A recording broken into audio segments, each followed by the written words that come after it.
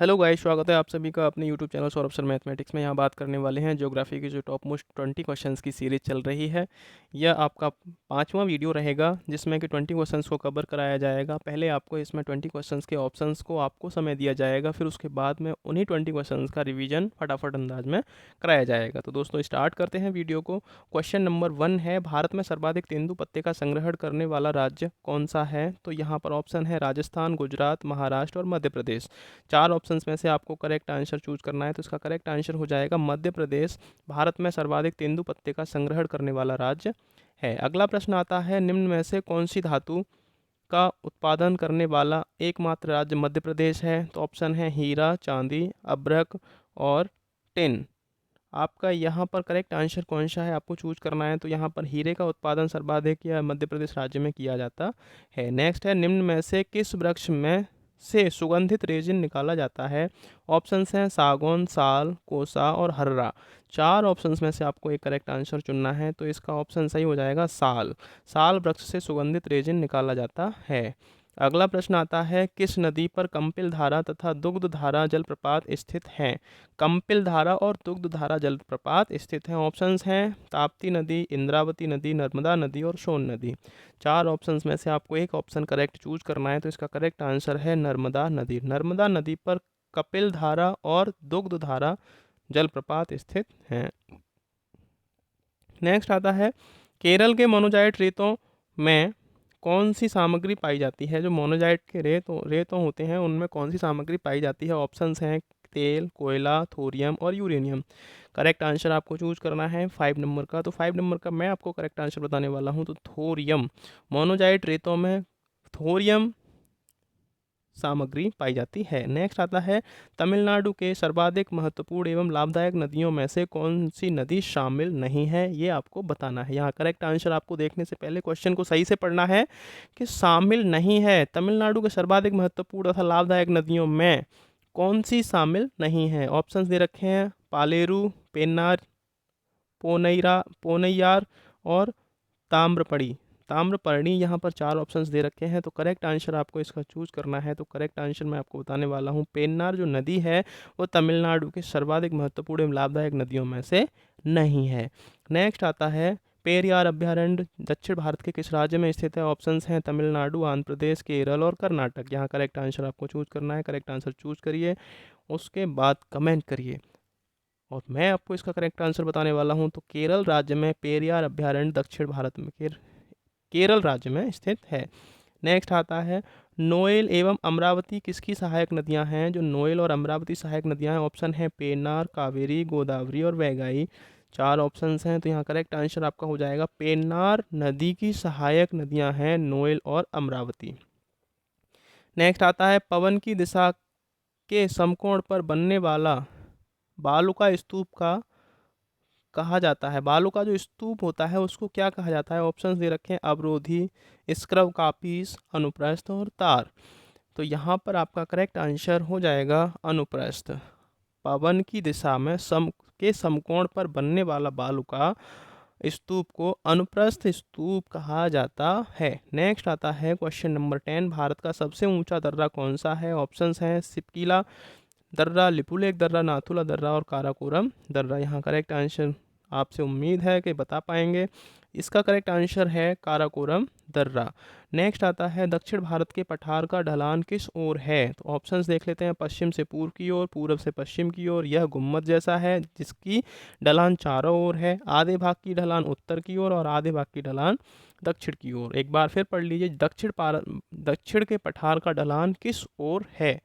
तो इसका correct answer आपका हो जाएगा ऑप्शन ए, पश्चिम से पूरब की ओर दक्षिण के पठार का ढलान है। अगला प्रश्न है, कौन सी नदी पर जोवट परियोजना बनाई गई है? ऑप्शंस हैं केन, हथनी, सोन और छिप्रा।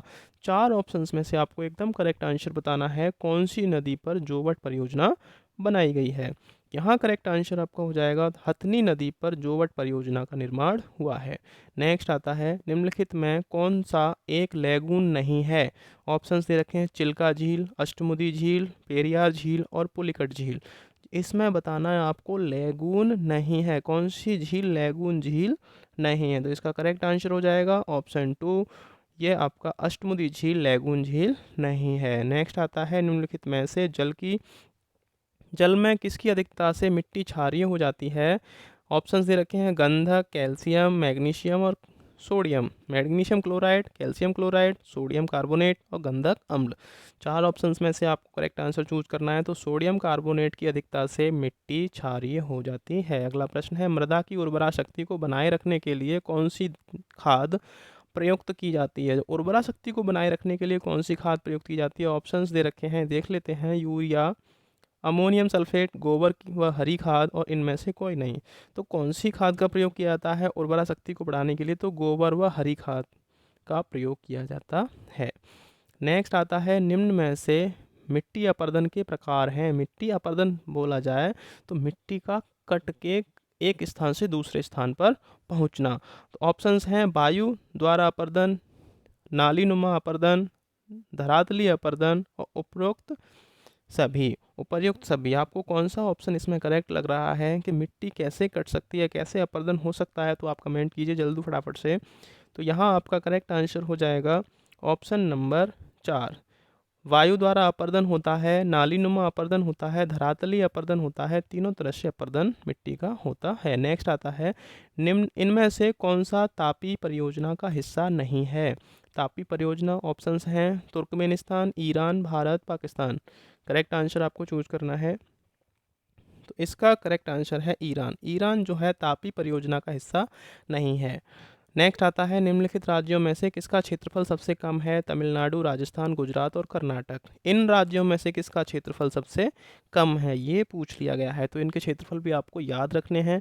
तो इसका करेक्ट आंसर मैं आपको बताने वाला हूँ कि तमिलनाडु का इन सभी राज्यों में क्षेत्रफल सबसे कम है।